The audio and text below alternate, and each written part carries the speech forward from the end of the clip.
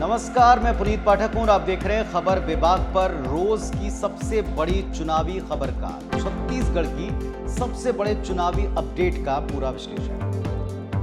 24 के चुनाव के लिए छत्तीसगढ़ में मिशन 11 भारतीय जनता पार्टी के लिए अब की बार चुनौती है। चुनौती क्यों?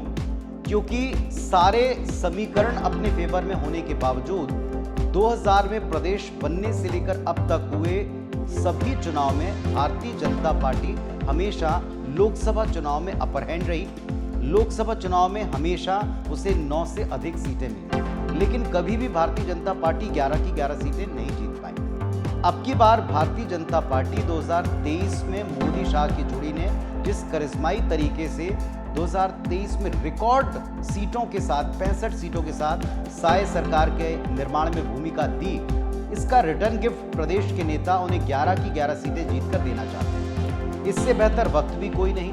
2 सफल टर्म मोदी सरकार के केंद्र में हो चुके हैं। तीसरी बार सरकार बनने के लिए बीजेपी के पास सारे के सारे प्लस पॉइंट दिखाई पड़ते हैं। राम नाम, राम मंदिर की हवा पूरी तरह से उनके पक्ष में बह रही है। इसके अलावा देश में विपक्षी गठबंधन और उसकी एकता पर बड़ा सवालिया निशान है। ऐसे दौर में छत्तीसगढ़ की क्या सभी 11 सीटें बीजेपी जीत पाएगी? इसके लिए उसका एजेंडा और प्लान अब खुलकर सामने आ चुका है। 24 की तारीख, 24 के एजेंडे और 24 के लिए 8 का आंकड़ा सबसे महत्वपूर्ण है। तीनों एक्सप्लेन करता हूं। 2024 में चुनाव में अब अगले महीने, यानी हम ये मान सकते हैं कि अभी से 1 से 1.5 हफ्ते के भीतर या 2 हफ्ते में निश्चित तौर पर चुनावी तारीखें आ सकती, चुनावी कार्यक्रम आ सकता है। और इसके पहले देश के प्रधानमंत्री जहां वाराणसी में माहौल बनाते दिखाई पड़े, वहीं अब उन्होंने हर प्रदेश के लिए एक दिन और एक बड़ा विकास का नारा फिक्स कर दिया है।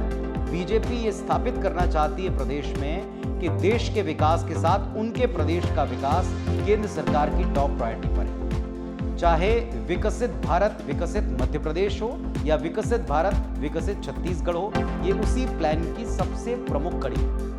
24 के लिए 24 तारीख कैसे महत्वपूर्ण है बताते हैं। 24 फरवरी को एक साथ 2 बड़े बीजेपी की रणनीति के अहम पड़ाव होंगे। 2 सबसे बड़े कार्यक्रम हमको दिखाई पड़ेंगे। पहला, 24 के चुनाव में भी 2023 की तरह भारतीय जनता पार्टी अपने करवाए गए सर्वे के आधार पर प्रदेश के नेताओं से, टॉप लीडरशिप से बुलाकर बात करेगी और 11 सीटों पर उम्मीदवारों की पहली लिस्ट पर दिल्ली में केंद्रीय चुनाव समिति का मंथन है। यानी प्रदेश के मुख्यमंत्री विष्णुदेव साय, उप मुख्यमंत्री, दोनों उप मुख्यमंत्रियों के साथ साथ संगठन के तमाम बड़े नेता, प्रदेश के अध्यक्ष, ये सभी दिल्ली जाएंगे और दिल्ली जाकर केंद्रीय चुनाव समिति में पार्टी के सर्वे के आधार पर आए नामों पर या सुझाए गए नामों पर अपने विचार रख सकते हैं और पहली लिस्ट इसके बाद बीजेपी की कभी भी आ सकती है। नंबर 1 बात। नंबर दूसरी बात, 24 तारीख को ही देश के प्रधानमंत्री विकसित भारत विकसित छत्तीसगढ़ अपने इस अभियान की शुरुआत करेंगे और इसके तहत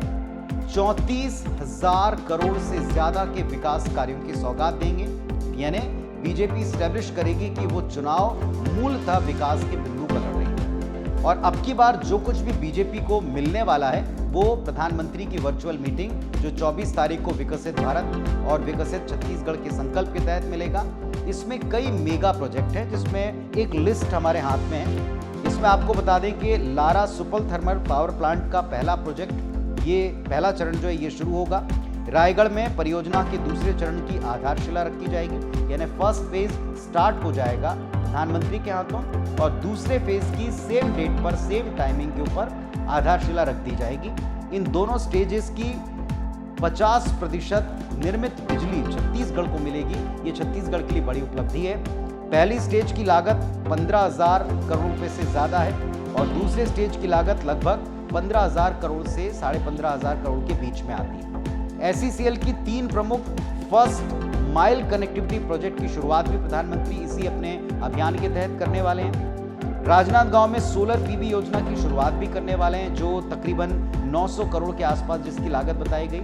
ये सभी वैकल्पिक ऊर्जा के बड़े साधन हैं, तो इसके द्वारा जो प्रधानमंत्री संबोधन करेंगे वर्चुअली, उम्मीद हम ये कर रहे हैं कि इसमें ये बात भी स्थापित करेंगे कि देश में वैकल्पिक ऊर्जा यानी आधुनिक विकसित नए भारत के लिए जिस ऊर्जा की आवश्यकता है, वो सोलर एनर्जी हो, विंड एनर्जी हो या फिर न्यूक्लियर एनर्जी हो, उसके लिए भारत को और प्रदेशों को प्रिपेयर करने और आगे बढ़ाने का काम मोदी सरकार अपने इस कार्यकाल में कर रही है। ये बात स्थापित हो जाएगी। फिर 24 के लिए 8 तारीख कैसे महत्वपूर्ण है? 8 मार्च को विमेंस डे के मौके पर भारतीय जनता पार्टी 2023 में जो ट्रम्प कार्ड साबित हुई थी, सबसे बड़ा गेम चेंजर साबित हुई थी, महतारी वंदन योजना, इसे प्रदेश में पहली किस्त लागू करके प्रधानमंत्री के हाथों शुरू करवा सकती है। यानी 24 को तो वर्चुअली प्रधानमंत्री संबोधित करेंगे, इसके बाद फिर मध्य प्रदेश में विकसित भारत, विकसित मध्य प्रदेश की लॉन्चिंग करेंगे और 8 मार्च को महतारी वंदन की ओपनिंग के लिए अगर सब कुछ ठीक रहता है, प्लान के मुताबिक जाता है, तो प्रधानमंत्री जी छत्तीसगढ़ आ सकते हैं और यहां से आधी आबादी को मैसेज देंगे कि मोदी की गारंटी और मोदी के हाथों शुरू होना मतलब जो कहा है उसका पक्के तौर पर पूरा होना है। आधी आबादी की चिंता के लिए एक तरफ विमेंस बिल का पास हो जाना, ये सारे देश के सामने रखी है बीजेपी, और यहाँ प्रदेश में महतारी वंदन को चुनाव के पहले ही पूरा कर दिखाया, जिस पर बड़ा क्वेश्चन मार्क कांग्रेस लगाती आई और इसके लिए पूरा प्रशासनिक तंत्र एक तरीके से ए से लेके जेड तक पुरजोर तरीके से लगा है कि 8 तारीख को महतारी वंदन की लॉन्चिंग संभव हो सके। तीसरी जो सबसे बड़ी रणनीति है वो है विपक्ष पर तीखा प्रहार। तो चाहे आपने शाह साहब का दौरा देखा हो, वो भी 2 हिस्सों में था। मीटिंग्स के तहत टारगेट सेट करना और टास्क देना, पिछले टारगेट पूरे हुए कि नहीं हुए इसकी समीक्षा करना और एक पब्लिक मीटिंग को एड्रेस करना। तो एक बड़ी पब्लिक मीटिंग को रायपुर में प्रधानमंत्री जी भी एड्रेस कर सकते हैं और यहाँ से आधी आबादी को और युवाओं को एक बड़ा मैसेज दे सकते हैं। तो ये है बीजेपी का 2024 के चुनाव को जीतने के लिए छत्तीसगढ़ के मिशन 11 का 24 वाला परफेक्ट प्लान। कांग्रेस के पास इसका क्या तोड़ है? तो कल उन्होंने कहा था कि अब की बार नतीजे अलग आएंगे। आज भी वो कमोबेश वही बात कहते हैं कि नतीजे चौंकाने वाले आएंगे। कल शाह के आगमन पर कहा था फर्क नहीं पड़ता, और आज कांग्रेस कहती है देखिएगा हवा बदलेगी। अभी हवा अचानक से बदल जाएगी, इसके लिए कोई तैयारी कांग्रेस के पास में है, कोई ठोस जानकारी कांग्रेस या विपक्षी गठबंधन के पास में है? ये सवाल जरूर उनसे पूछा जाएगा डिबेट्स के दौरान और जो उनका उत्तर होगा उसका विश्लेषण भी हम लेकर आएंगे। फिलहाल आज के लिए इतना ही। धन्यवाद, नमस्कार। आपकी प्रतिक्रियाओं का कमेंट बॉक्स में इंतजार है। नमस्कार।